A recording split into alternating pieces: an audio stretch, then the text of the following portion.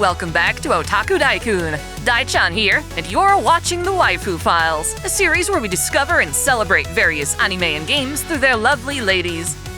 Today, we'll be returning to the world of Zenless Zone Zero to shine a spotlight on waifu who were introduced after my previous video on the game. Specifically, I'll be covering all the new waifu prior to Season 2. Like before, I'm limiting my scope only to playable agents. Perhaps the game's alluring NPCs can show up another time. Without further ado, let's dive into some waifu. Let's start off with the members of Hollow Special Operations Section 6, an elite unit of the new Eridu Defense Force tasked with slaying powerful ethereals and eliminating corruption throughout the city. The section's founder-in-chief is Hoshimi Miyabi, a kitsune Thyran dedicated to the sword. She was born to the Hoshimi family, indoctrinated into a long and proud line of warriors. It really was her calling. As a child, her parents held an arabitori ceremony, presenting her with various objects to choose from. Without hesitation, Miyabi went straight for a toy sword, much to her mother's disappointment.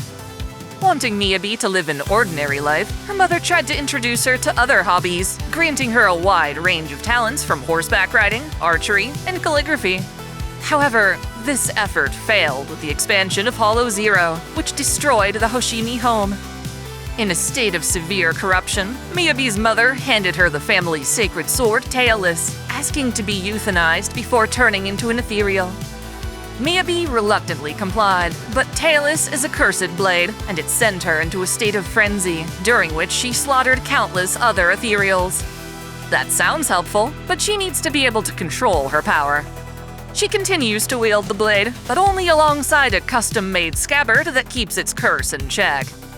After graduating from the Public Security Training Academy, Miyabi joined as an officer of the Hollow Affairs and Neutralization Department, where she played a critical role in containing the Argos Hollow. Capable of slaying the strongest ethereals, she in turn has saved hundreds of lives, earning her place as New Eridu's youngest Void Hunter. With that credibility, she founded Section 6 to avenge her late mother by discovering the Hollow's deepest secrets. Thanks to her mom's influence, Miyabi sees all facets of her life as a type of training. She can become so immersed in her training that she enters into a trance-like state. In the end, her efforts prove critical when Tailless tries to break free and curse her once more. It becomes her sworn duty to ensure the sword's power doesn't fall into the hands of evil. Yeah, she's a total badass, but the squad she assembles is just as strong. Miyabi may be Section 6's chief, but she's mostly the squad's muscle. Most of Section 6's other tasks are handled by its deputy chief, Tsukishiro Yanagi, lovingly nicknamed Nagi.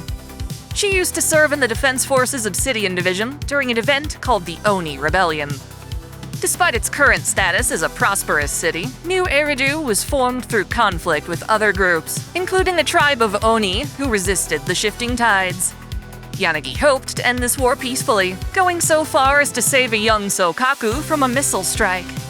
Ultimately, Yanagi was captured by the Oni and taken to their leader. Her compassion towards Soukaku granted her a special opportunity to settle things amicably. The newest Oni leader, stepping in for the father who started this war, had already been mortally wounded and agreed to let Yanagi slay her honorably in exchange for helping her people. Promising to uphold her end of the bargain, Yanagi killed the Oni leader, winding up with Oni blood infused with her own. It seems the burden of caring for the Oni people is accompanied by a newfound strength. No longer at war, Yanagi became Soukaku's guardian, establishing their home in New Eridu. She's still in the military, but does so as part of Miyabi's Section 6. While she's a deadly fighter wielding a naginata, she's also diligent with more clerical work. Her role as deputy chief has her toiling through the night, handling paperwork and formulating strategies. She's also responsible for keeping peace between the division's rival sections. When these feuding factions go out for karaoke, Yanagi keeps Section 5 from hogging the mic by singing in a way that brings them to tears, fleeing the room. During a VR combat test for the HIA, Yanagi and her teammates are trapped by the hacker Nullface and are forced to fight data clones of each other. Luckily, she knows her crew in and out and takes advantage of the most subtle changes in their behavior to come out on top. In that regard, she's a caring, motherly figure who should never be underestimated on the battlefield. During the Oni Rebellion, Soukaku referred to their latest leader as Sis. The two of them grew up together, struggling to survive against starvation. In search of food, Soukaku wandered the battlefield and nearly died. It was Yanagi who saved her, and even offered up some rations. Soukaku was naive, having no idea Yanagi was sent to slay the Oni leader. She merely wanted to share her rations with the rest of the clan. In a rather bittersweet resolution, Yanagi and the Oni leader found a way to settle things. With Yanagi becoming a guardian for the Oni people, it follows that she would also be Soukaku's personal guardian. This seems ironic when you realize that Soukaku's actually older than Nagi, but relative to her species, she's still very much a child. She lacks both academic and street smarts, relying on her guardian to learn spelling and social customs. Her understanding of life and death isn't exactly common, and she's quick to confide in others without proper scrutiny. That said, Soukaku hates lying and may go off the rails on anyone caught deceiving her. As a pure-blood Oni, she's incredibly strong, enough to stand toe-to-toe with her Section 6 peers. Her weapon is custom-made, a bladed war flag representing her people. In battle, she also conceals her face behind a mask. Her first mask was broken during an operation, but Nagi has since given her a new one. Sometimes, Soukaku struggles to control her strength. During a joint operation, she accidentally launched an ethereal at one of Section 5's officers. She didn't mean any harm, though. In fact, she often goes to Section 5 to eat noodles. Having experienced famine, she's now obsessed with food of any quality, regardless of its taste. It's dangerous to let her go hungry, and it's even more dangerous to waste food in front of her. Overall, Soukaku's a fierce, yet adorable platonic waifu. Next, it's time to talk about the Stars of Lyra, a music group funded by the Outstanding Paragons Alliance. Its prima donna is the beautiful singer Astra Yao. During the fall of the old capital, Astra was separated from her parents. She had to watch as rescuers lost their lives to protect her. The only thing that got her through that peril was a song her savior taught to her. Even so, huddled under a blanket in a makeshift shelter, Astra's despair returned. She wondered if her parents abandoned her or turned into ethereals. Too terrified to endure on her own, she then heard another song, one performed by the late Yoran de Winter. It melted away her fears, teaching her how music has the power to captivate human hearts. Ever since, she strived to be her era's songstress, bringing hope to others. Even in the face of death in the Hollows, her performances grant people courage. Understandably, this attitude brought her a career of fame and fortune. At the same time, her success is heavily criticized. While beloved by most, her critics view her as no more than a product propped up by the Odium Corporation for financial gain. Her desire to honor Yoran's music is misconstrued as an attempt to ride off his great legacy. Ironically, though, Yoran also suffered under industry pressure, solidifying Astra's resolve to cover his work for her latest concert. Ignoring her critics, Astra wants to take ownership of her songs, even when they're dictated by her company. She strives to maintain artistic integrity amidst the corporate machine. Astra's airborne concert on board the Starloop brings her to confront Yoran's widow, Lady De Winter, who tries to sabotage the event to get revenge on the industry that brought about her husband's death. Fortunately, Phaethon and her trusted bodyguard Evelyn ensure the safety of Astra's guests, allowing the concert to go off without a hitch. With the crisis averted, Astra Yao then helps usher in New Eridu's new year by performing at the Yearlight ceremony. There, she vows to everyone that she'll continue to smile, setting a shining example for how to preserve joy in the world. In that endeavor, she loves making public appearances, unafraid of all the attention she receives. What does scare her, funny enough, is her own acting in a horror movie. I guess it's not as scary backstage as it is seeing her work on the silver screen. Astra benefits greatly from the assistance of her manager and bodyguard, Evelyn Chevalier. In truth, Evelyn is a professional spy who goes by the codename Shields Green. little is known about the organization that employed her, though it's clear they groomed her into this profession from a young age, subjecting her to harsh training. Despite this leaving all manner of hidden scars, Evelyn remained cold as steel, taking on a new alias for every mission she accepted. Her career is filled with combat, which she handles with her weapon Lunalux Garrot, a network of porcelain fibers fashioned into wires with a sharp blade on the end. She can swing this weapon to make a wired noose, and even ignite the entire thing in searing flames. Due to its composition, Lunalux is able to bypass most security checkpoints, making it perfect for secrecy and assassination. For a time, Evelyn lived a lonely existence, wrought with stoicism and solitude. However, things change with her latest job. Evelyn is hired to infiltrate the music corporation Odium on behalf of Fugue, its industry rival. Within, she serves Astra directly. Despite the veil of deception between them, Evelyn truly cares for Astra and tries to balance her personal feelings with her professional duty. They share a profound love for Yoren's music. It first brought them together during Yoren's final performance at the gramophone. The personal nature of this job has her finally using her real name. Just hearing Astra call out that name brings a welcomed warmth into her life. They share an intimacy unlike any other, with Astra's fan group, the Astronauts, often shipping them together. While the world sees Astra as a perfect idol, Evelyn has the pleasure of witnessing her other faults and charms. They both suck at cooking, but endeavor to grow as a team. For as much as it seems Evelyn is bending over backwards to accommodate Astra's whims, in truth, she's delighted by this brand new challenge. Simultaneously, her guilt swells with every interaction. During the attack on Starloop, the truth becomes impossible to conceal, and yet, when Evelyn confesses to espionage, Astra forgives her, confiding in the time they've spent together. After all, Evelyn protected Astra, both physically and emotionally. The only lies were superficial, and with them gone, Evelyn can settle into her new identity going forward. Next, we actually need to return to a previous waifu. Turns out, our beloved burger-loving cinephile Anby has a grim past. She's Soldier Zero, the former captain of Silver Company. This was a secret military project tasked with bioengineering soldiers in mass quantities. Anby and her fellow replicas were essentially created from the same blueprint. In that sense, Soldier 11, true name Hareen, can be considered Anby's sister, the youngest of them in fact. Silver's goal was to churn out replicas with similar mental and physical aptitude. This process proved to be inefficient though, resulting in inferior models slated for disposal. Anby, however, was a shining star among them, put in charge of the others.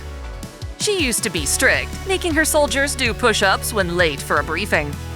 Of course, she was also compassionate, vouching for her sisters' value whenever they were about to be scrapped. In the end, however, Silver Company was caught up in a military power struggle. They had to cut their losses, choosing only their very best replica to preserve. The others were sent on an intentionally impossible suicide mission. Anby chose to partake in the operation in place of Soldier 11, who had been injured in an earlier fight. Most all the replicas perished, but miraculously, Anby made it out alive, only to find her bravery met with cruelty. Still insistent on only retaining one replica, Silver ordered Anby to execute Soldier 11. Instead, Anby defied orders, slicing into her own neck. Though she was the top performer, Silver no longer wanted a disloyal model. Essentially then, Anby died in Soldier 11's place. In truth though, her injuries weren't fatal. Her body was discarded in the hollows. It was Nicole who rescued and adopted her. For a time, Anby's injuries caused her to temporarily forget about the army. When those memories returned, she hoped to reconcile with Soldier 11, but feared doing so, feeling she abandoned her. In a dramatic twist, Twiggy, another of Anby's sisters, also survived the final operation. She remains alive despite the loss of her original limbs and severe torture at the hands of a military doctor. Upset for not being the one Anby saved, she abducts Soldier 11 and plots to revive Silver Squad, the only place she could ever call home. Thus, Anby is forced to confront her past and Despite trying to provide Twiggy a chance for redemption, she has no choice but to fight her former comrade to ensure Silver's evils stay dead. Anby gains the courage to apologize to Soldier 11, and the two of them reunite to take Twiggy down. They assert themselves as human, refusing to be treated as expendable. Zenless also released a new member of the Eridu Defense Force's Obol Squad.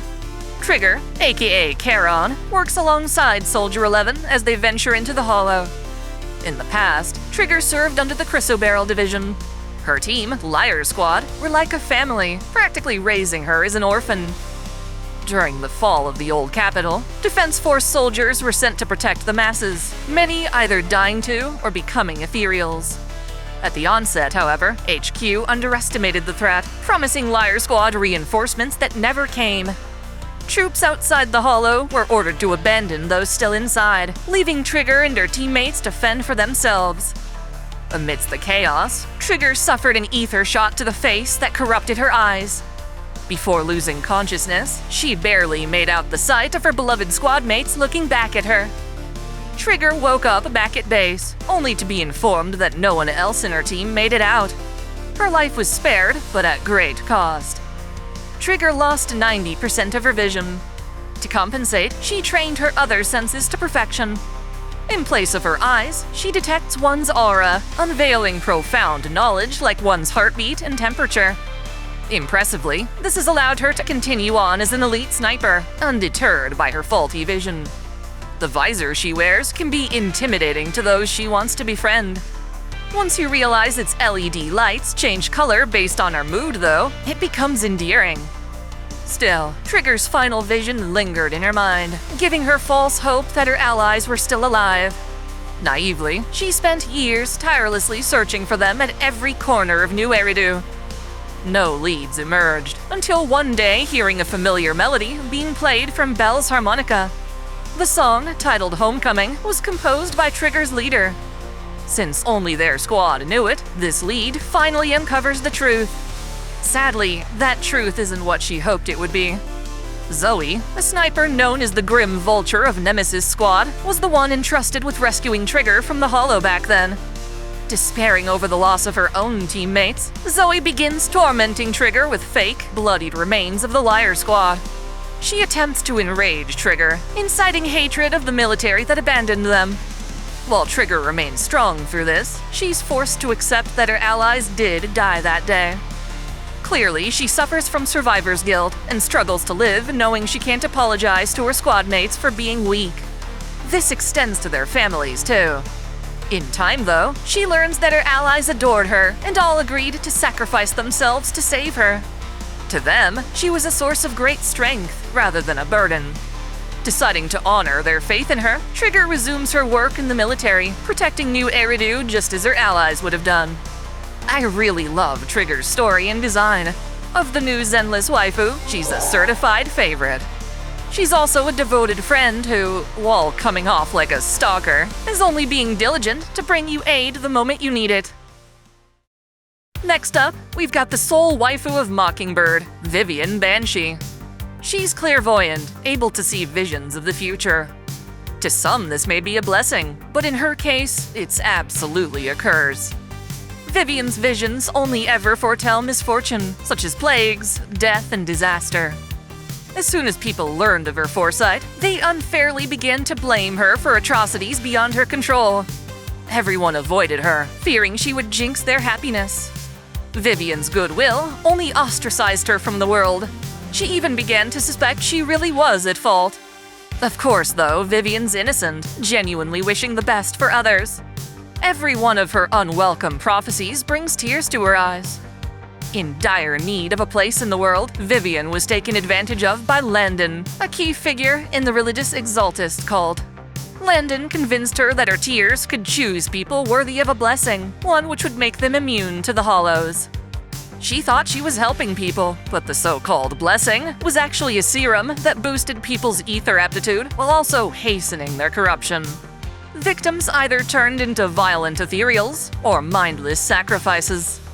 Upon discovering the truth, Vivian turned against Landon and the Exaltists, escaping their malice while abandoning two friends there, Camille and Landon's own daughter Dina. Afterward, Vivian found a new calling when she met Hugo, a charismatic man hoping to bring about justice. He is part of Mockingbird, an infamous phantom thieves syndicate that aims to tilt the unequal scales of society.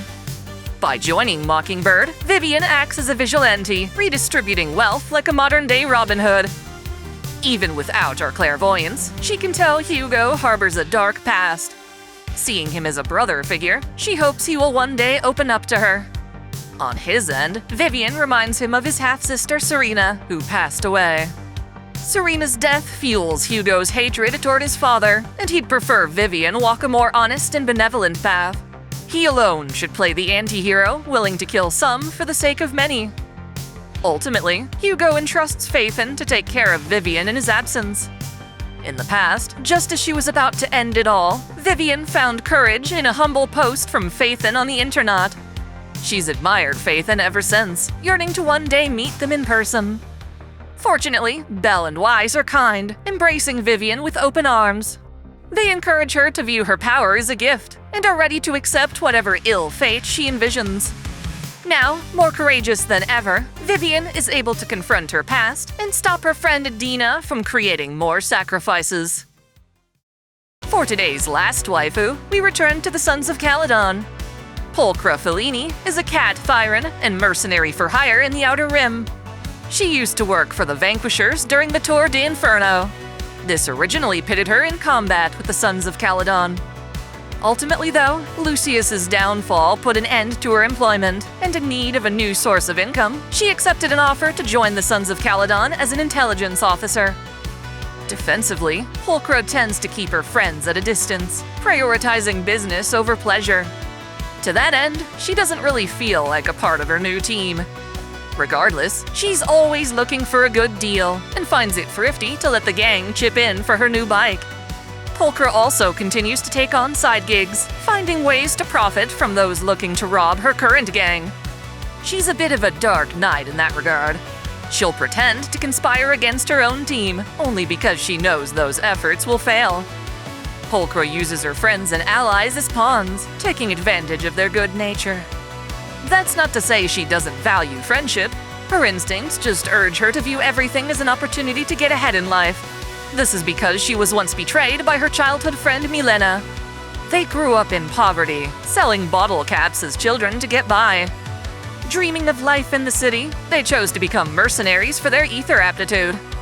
Milena convinced Pulchra to lead their own mercenary faction, only to steal their gathered fortune and leave her drowning in debt. To survive, Pulchra's had to resort to similar forms of deceit. Still yearning for friendship, however, she tests people's loyalty, deliberately standing them up or arriving late. The fact that Phaethon and the Sons of Caledon put up with her is a sign they can be trusted. Like the timid kitty she is, she grows closer to those who make her feel comfortable. Now, if only she'd let me touch those adorable toe beans. So there you have it. Zenless Zone Zero continues to be a thoroughly compelling experience with top-tier waifu. While I don't think this batch is quite as amazing as the previous one, I'm nonetheless happy to see the game thrive. As with all live service games, though, this one's still ongoing, adding new characters with each update. If the interest is sustainable, I'll be sure to cover the waifu of Season 2 in a third episode. Who's your favorite Zenless waifu? If you enjoyed this video, be sure to check out the full Waifu Files playlist for even more content. In the comments, let me know what anime or games you'd like to see in a future video. Until next time, celebrate your fandom! Thanks for watching.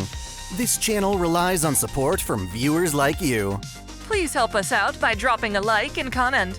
Subscribe for more videos, and be sure to enable notifications. Or hit up our Discord so you never miss out on a new upload.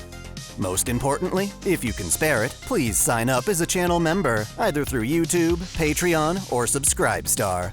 You can find links in the description. We've got perks like exclusive content or early access. Until next time, Celebrate your fandom! I want to give a special shout out to all my $10 and up supporters: Video Gamer 75, Dante Pendragon, Stephen Elak, Otaku Mom, Mystic Samurai 1983, Free Brick, Alexis Yukio Gomez Yamato, Lunarworks, Link Pendrago, Observer Bellis, James Hewitt, Uncanny EXP, Crow Calum, Saul Soto, Major, Winter's Edge, Sneer Cachette, Sunbro Torium, Dionysus, Caitlin P, Sogai CH, Sith Lord 906, Vladimirovna, The Taz 96, Kango X 77, Alistair Bernadotte, and Ryzen 99. Thank you all so much.